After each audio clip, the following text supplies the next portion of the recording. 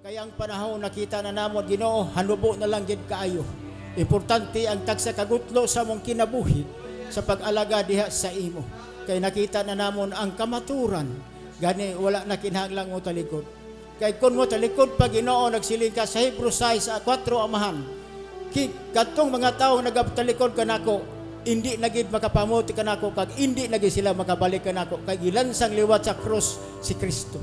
Gani salamat gid sa imo amahan. Kabay pa Ginoo nga walay mo talikod sini nga mga anak mo Ginoo. Nga hangtod sa katapusan ang kakapoy himuo nila Ginoo nga gabayan, ang kagutom, ang kauhaw. Salamat gid Ginoo sa sini nga lugar. Kabay pa ikaw magabendisyon sini.